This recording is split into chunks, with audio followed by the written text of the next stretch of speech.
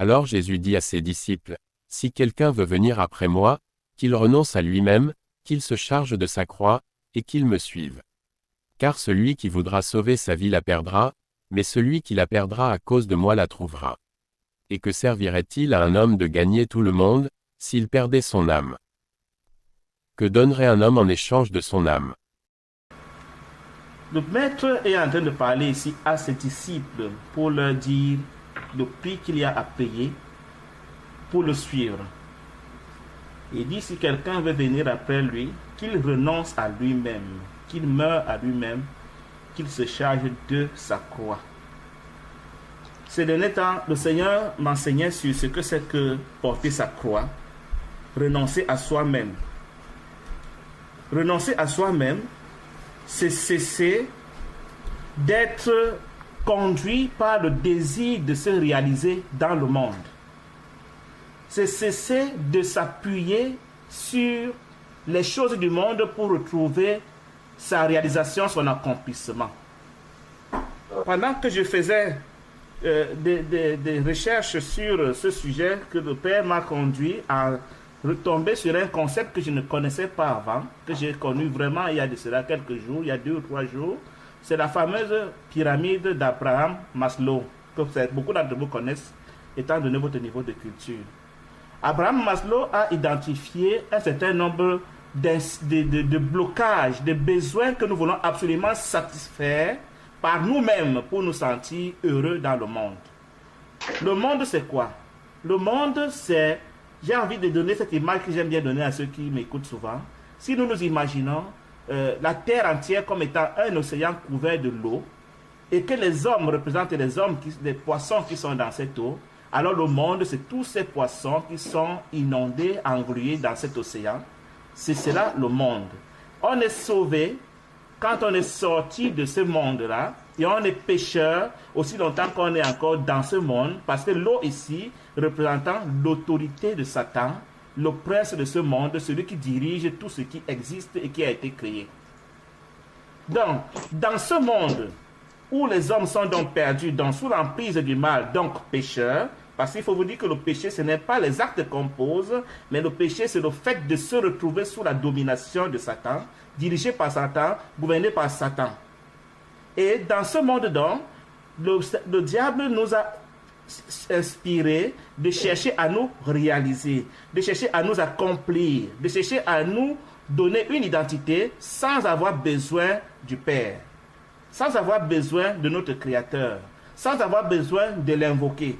Et pour ce faire, il a Abraham Maslow, dont je parlais, un psychologue américain, a identifié 5 catégories de besoins qui nous captivent et qui nous distraient de rechercher la relation avec notre Père. 5 catégories de besoins que nous voulons satisfaire par nous-mêmes, indépendamment de notre Père. Et de ces 5 catégories de besoins qu'il m'avait citées là maintenant, il y a la première catégorie, qui sont des besoins physiologiques.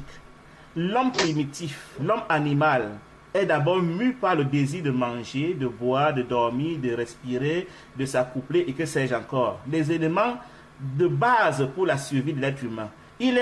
Quand les animaux se lèvent le matin, ils ont les mêmes besoins. Quand un arbre, le jour se lève, l'arbre a le même besoin, c'est de trouver des sucres dans la terre pour pouvoir manger, pour pouvoir se nourrir, afin de ne pas mourir. Donc, il y a des hommes dans ce monde qui sont conduits, motivés, seulement par le besoin de satisfaire leurs besoins physiologiques. Parce qu'il faut manger, parce qu'il faut boire, parce qu'il faut dormir. Et si le diable parvient à maintenir certaines personnes dans cette dimension de dépendance à la création, parce que ces personnes sont encore au niveau de la satisfaction des besoins physiologiques, alors c'est tout gagné pour lui, parce que ces personnes n'auront jamais l'énergie, le temps, la volonté de chercher autre chose en dehors de ces besoins élémentaires qu'elles veulent satisfaire.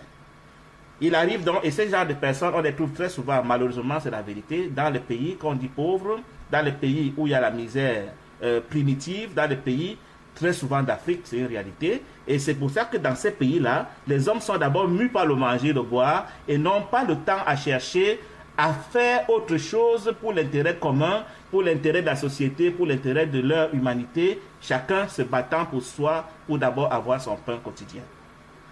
On arrive maintenant dans des pays où ils ont dépassé ce niveau de besoins élémentaires, en pays occidentaux. Ils auront maintenant un autre niveau de besoin qu'Abraham Maslow a détecté, c'est le besoin de la sécurité.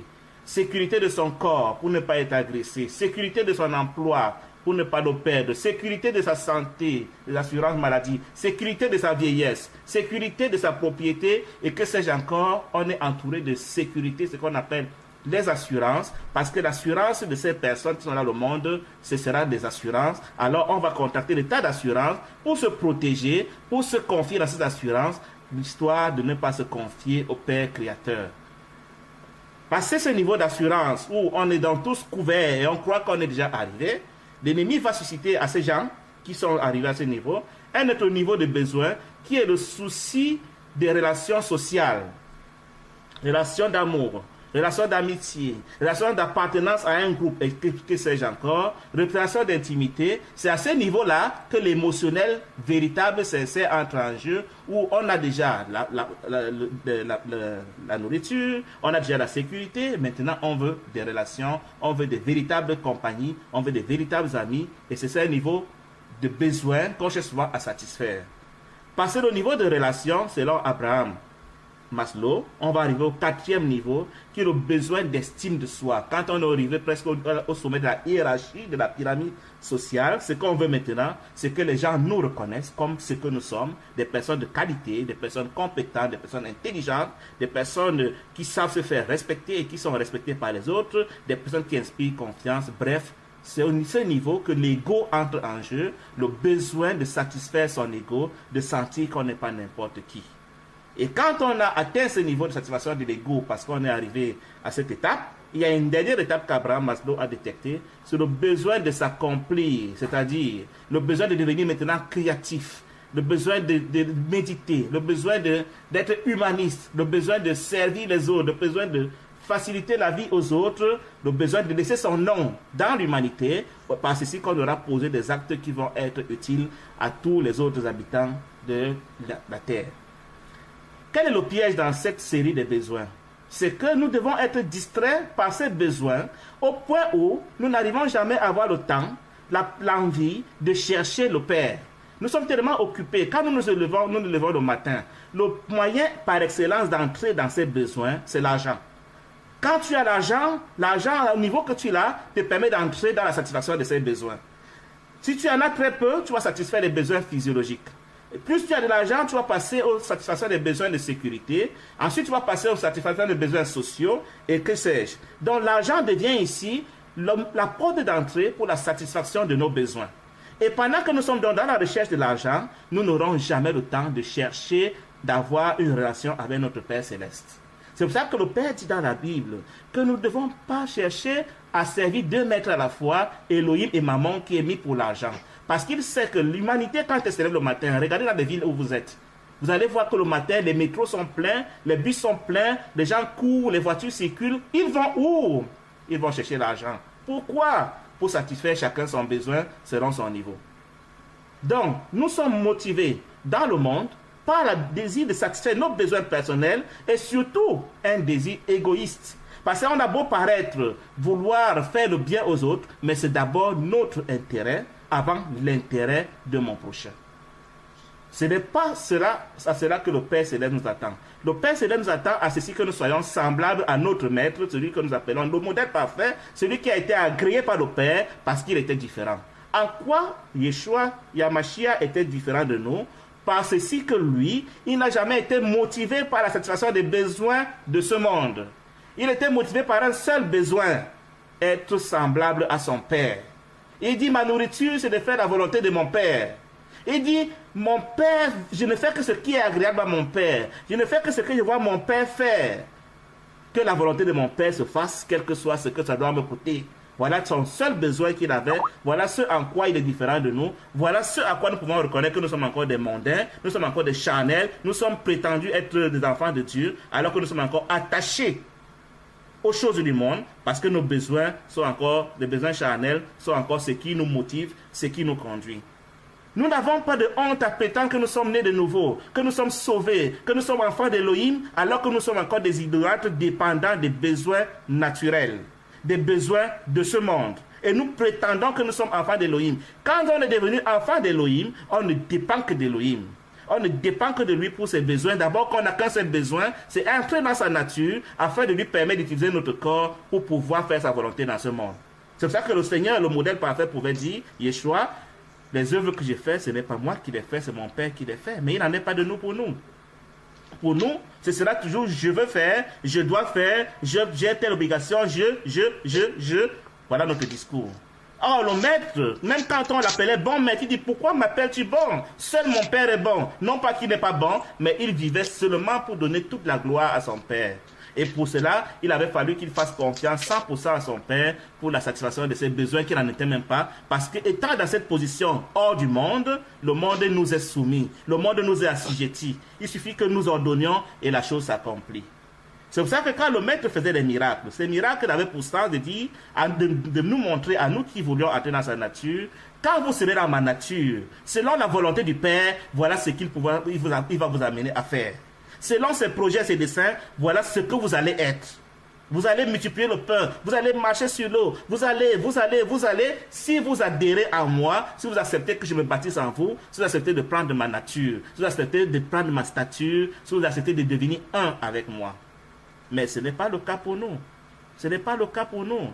Au lieu que nous cherchions donc à entrer dans cette nature qui est le trésor par excellence, nous sommes mus par la satisfaction de nos besoins et nous nous mentons à nous-mêmes que nous sommes sauvés. Nous nous mentons à nous-mêmes que nous sommes des disciples. Nous nous mentons à nous-mêmes que nous sommes des croyants et nous nous mentons à nous-mêmes que nous serons enlevés, mon Dieu. C'est terrible que nous sommes dans la séduction, dans l'égarement et dans la perdition sans le savoir. Aussi longtemps que nous ne sommes pas sortis de cet océan que j'ai figuré comme étant le monde, aussi longtemps que nous sommes encore dans le monde, conduits par les mêmes besoins que ceux que nous appelons des perdus, nous sommes autant perdus qu'eux. Le Maître, le Seigneur attend de nous que nous soyons indépendants du monde, que nous sortons du monde, que nous vivions dans ce monde comme des pèlerins, que nous nous considérions comme des étrangers dans ce monde. Et pour ce faire, nous n'avons qu'à demander son esprit. Nous ne pouvons pas le faire par nous-mêmes. Nous avons besoin de son aide.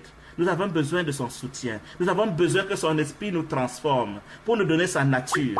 Nous avons besoin que son esprit nous apprenne à voir comme lui, qu'il nous apprenne à parler comme lui, qu'il nous apprenne à penser comme lui, qu'il nous apprenne à agir comme lui. C'est alors que nous pourrons dire, nous sommes un avec lui comme il est un avec le Père. Quand il dit qu'il est un avec le Père, il est en train de dire que le Père et moi, nous avons la même volonté, la même pensée, les mêmes désirs, les mêmes besoins, à savoir sauver ces âmes perdues du monde, de l'emprise de Satan. Voilà le seul désir du Père, voilà le seul désir du Fils, et voilà le seul désir qui devait être le nôtre. Que nous sortions nous d'abord du monde, et que nous allions pour aider les autres qui sont encore dans la perdition, dans le monde à sortir du monde. Est-ce que c'est notre dessein? Non. Pourquoi? Parce que ça nous paraît suicidaire. Quand on nous dise que nous devons seulement dépendre du Maître, mais ce n'est pas possible. Nous croyons que c'est impossible. Regardez l'histoire de Pierre. Quand le Seigneur, Yeshua, marche sur l'eau, mais Pierre lui dit, Seigneur, si c'est toi, fais-moi aussi marcher sur l'eau. Mais il dit, viens. Et Pierre, parce qu'il avait adhéré, parce qu'il avait cru que le Seigneur était capable de le faire, a pu marcher sur l'eau. Mais dès l'instant où Pierre a perdu cette confiance que le Maître peut le faire, nous connaissons la conséquence, il a coulé. Il a coulé dans l'eau. Donc, parce que nous n'avons pas la foi comme un grain de sénévé, nous ne pouvons pas vivre la vie que le Maître a vécue. Parce que nous ne pouvons pas lui faire, nous ne lui faisons pas confiance, nous ne pouvons pas lui obéir.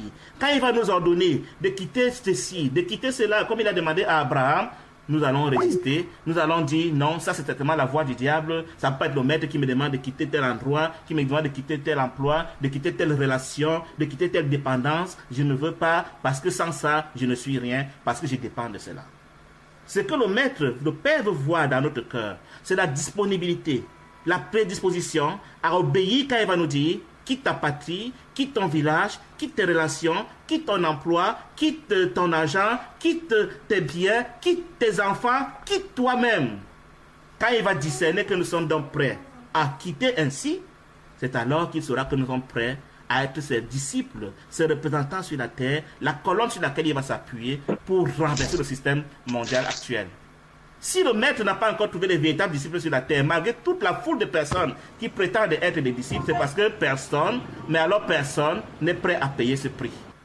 Parce que personne n'est prêt à mourir à soi, abandonner le monde pour se laisser utiliser par le Père, comme le Seigneur Yeshua s'est laissé utiliser par le Père. À 100% confiance au Père pour ses besoins physiologiques, pour ses besoins de sécurité, pour ses besoins sociaux, pour ses besoins d'estime, pour ses besoins d'accomplissement, que le Père soit au contrôle de toutes choses. Si nous sommes honnêtes, nous saurons tous reconnaître que nous sommes des menteurs, nous nous mentons à nous-mêmes, que nous sommes sortis du monde, que nous sommes sauvés parce que nous dépendons encore du monde. Nous dépendons encore de la mamelle nourricière du monde, nous dépendons encore de la provision diabolique du monde, nous dépendons encore du périssable. Un indicateur de ce que nous sommes devenus des véritables enfants d'Élohim sera constitué à ce que nous attendons notre source de vie unique, notre source de réalisation unique de l'Esprit d'Élohim, notre Père. Est-ce que c'est le cas? Est-ce que c'est le cas? Ce n'est pas encore le cas à mon humble avis, parce que quand ce sera le cas, ce sera un événement mondial. Le monde entier saura qu'il y a un disciple d'Élohim quelque part. Que le Seigneur nous donne le courage, la grâce d'obéir, d'être prêt à obéir. Parce qu'il ne va pas nous imposer cette décision-là. Il ne va pas nous imposer ce que nous ne pouvons pas encore porter. Il dit, j'ai encore des choses à vous dire, mais vous ne pouvez pas les porter maintenant. J'ai encore des choses à vous demander, mais vous n'êtes pas encore prêt à les faire maintenant. Je connais vos cœurs. Vous êtes encore attachés au monde. Je ne peux pas vous demander de sortir du monde maintenant. Je ne peux pas, parce que vous en souffrirez. Vous le prendrez comme de la persécution au lieu de le prendre comme une grâce. Au lieu de le prendre comme un privilège, comme les premiers apôtres, quand ceux-là se retrouvaient dans la prison, quand ceux-là se retrouvaient dans la persécution, quand ceux-là se retrouvaient sous la lapidation, ils disaient, mais Seigneur, quel bonheur, quelle grâce que tu me fais de souffrir pour ton nom. Nous, aujourd'hui, nous appelons ça la persécution. Nous appelons ça les attaques du diable. Alors que c'est le Père qui veut nous mettre de côté pour pouvoir nous utiliser à la délivrance de notre prochain. Nous prétendons que nous aimons le Père, mais nous avons peur de le suivre. Nous avons peur de sortir du monde. Et nous avons le courage d'affirmer sur Facebook, dans nos quotidiens, je suis né de nouveau, je suis enfant de Dieu, je suis sauvé. Que le Seigneur nous aide. Que le Seigneur nous aide à voir notre hypocrisie, qu'il nous aide à voir notre mensonge, qu'il nous aide à être vrais et que nous nous repentions véritablement, que nous sortions de la dépendance de Maslow, que nous dépendions de la dépendance du diable, que nous sortions de la dépendance de la satisfaction des besoins de ce monde et que nous nous accrochions à lui et à lui seul. Si quelqu'un veut me suivre, qu'il porte sa croix, qu'il vienne me livrer ces choses qui le dominaient encore, ces choses qui avaient triomphé de lui, je le délivrerai, c'est ainsi qu'il pourra me suivre. Mais aussi longtemps que nous ne savons même pas ce qui a triomphé de nous, nous ne pourrons pas le livrer à la croix pour être exécuté. Aussi longtemps que nous ne savons pas ce qui nous commande, ce qui nous motive, ce qui nous conduit, nous ne pourrons pas mourir à nous-mêmes. Et le Père sera toujours en train d'attendre que de véritables disciples se manifestent. Où sont-ils? Qu'est-ce que nous attendons pour obéir? Que le Seigneur nous donne la grâce d'obéir.